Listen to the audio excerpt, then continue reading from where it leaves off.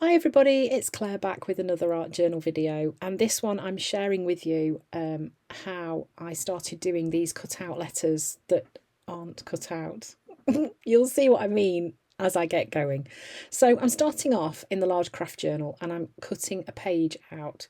So I've just cut slightly to the right hand side of the spine, and then I'm using this gummed craft paper, so you wet it and it becomes sticky, and I'm going to use that to stick this piece of card that I've stuck out on to the right hand side of my page. So I did leave a little bit of a gap between the two pieces where I've stuck them together, and that is so that I can then fold it back in on itself.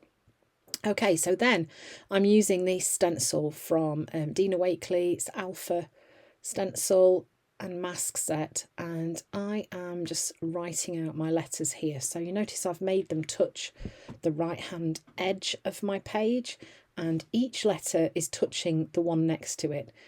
So that way when you cut them out, they're not going to fall out of the space, and because they're touching each other, they join together and create that little bit more stability. So what I'm writing is, I think it's Be Messy, Show Up. Sometimes that is just so important. Like Dina says, it just moving your hands, and it's that thing of just like getting your stuff out, getting your paints out, and being messy and creating. It's very important, and I do definitely find for me that it's a great way of releasing all sorts of things. So then I'm using my craft knife. I put a fresh blade in because it was a little bit blunt, and I find that when I'm having to press really, really hard, it becomes, I know that my blade has gone a little bit blunt. So this bottom bit, I was just cheating a bit and using my scissors to snip off the excess. But that's okay, doesn't matter. So I've got this little craft knife, and what I'm doing here is cutting out the spaces, not the letters. I'm leaving the letters there and just cutting out the spaces in between, making sure that I leave some points of contact between each of the letters so that obviously a letter doesn't drop out. There's got to be parts of it all touching somewhere for this to work. It sounds harder than it is. Actually, once you've done it, you'll be like, oh my gosh, this is so easy. And I know that Neve Ballier's had lots of fun having a go with this technique as well. And the free class that she did for Christmas, she's used this technique in a fabulous, fabulous page. If you haven't gone and done the free class, go and have a look at it because it's brilliant. Yeah, so it is quite fiddly. It's something just to take your time doing, really, and not rush. And I do find it quite relaxing actually doing cutouts. It's I really do enjoy it. So yeah, so just carefully cutting out the spaces in the letters. You can see it's starting to take shape.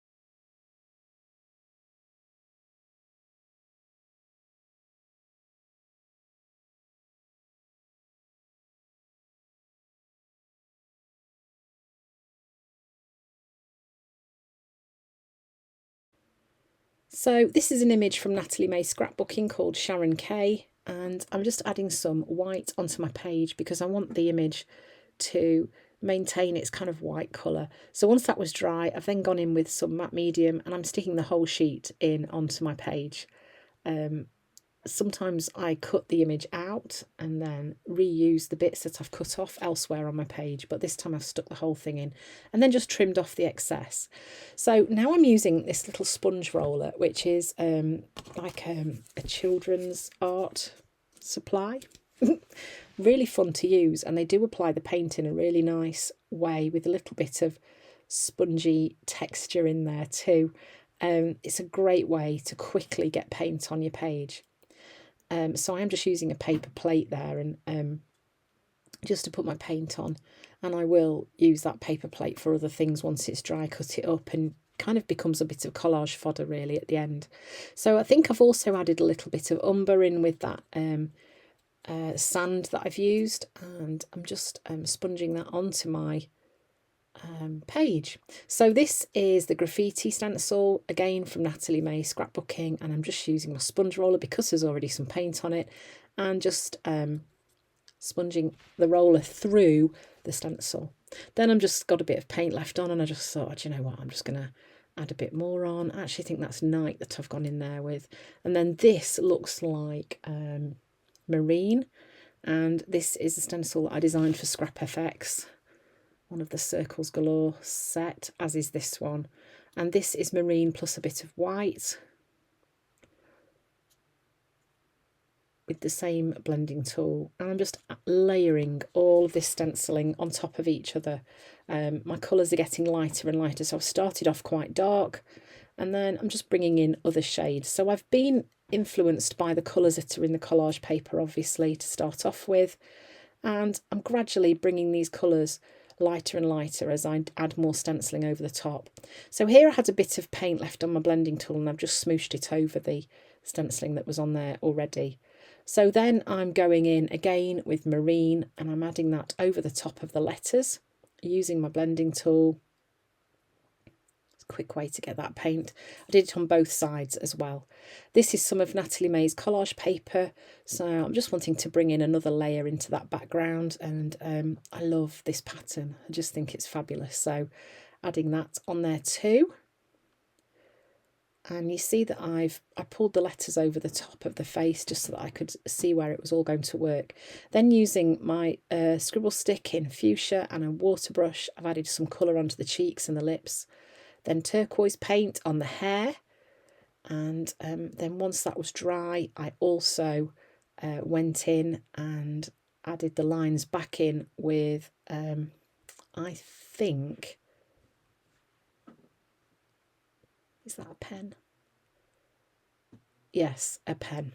It's a black Signo, what's it called? Let me have a quick look. Uniball Air. And I'm just sketching loosely over the lines that I could see that were already on the collage paper. So this is one of Dina's stencils. It's called Split Circles, I think. And here I'm just going in again with the sand colour. So adding another light colour onto the top. So that pulls that forward, pushes everything else back. And this background is really quite busy, isn't it? It's got a lot going on. But I really love it. I love how it's all working together, the colours. So give it a quick dry. And then I'm adding some turquoise splatters, so that pulls the colour across from the right hand side on across my page. And then once it was properly dry, I've gone round and added some sketchy lines around those circles too, using the Signo Uniball in white. Then I'm adding some handwritten lettering too on the left hand side of my page. I did draw some lines as guides for where my letters were going to go. I find that's the easiest way to get my lettering neat and in a way that I like it. It's the best way for me to do it. And you can predict more easily whether things are going to fit into the space that you've got as well. So I'm just using black Posca pens to do this lettering in different thicknesses. This is quite a thin one that I'm using now.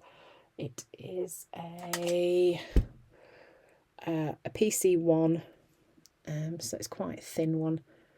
Yeah, And then I'm using the Signo Uniball and outlining those letters that I cut out, which are still there. You see what I mean now, because they are cut out, but they're still there. So I'm not really sure what to call them other than cut out letters that are still there. So this is a really fun technique. Like I say, Neve has really enjoyed playing with this idea too, as have I. Give it a try. I think you'll love it. I think you'll find it as addictive as we have. And you can create some fabulous pages as well doing this. It's a really fun idea. So then lastly, I'm going in and adding my signature dots. Obviously I've got that stamp in my first release with Funky Fossil, where I've got a little signature dot stamp in there too. So yeah, this just kind of finishes off the page for me, really. So this is it. This is the finished page, and there's a little video just at the end showing you how it sort of sits together. That's the page on the left with the text, and then the cut out letters that are still there, with the image underneath from Natalie May, which is called Sharon Kay.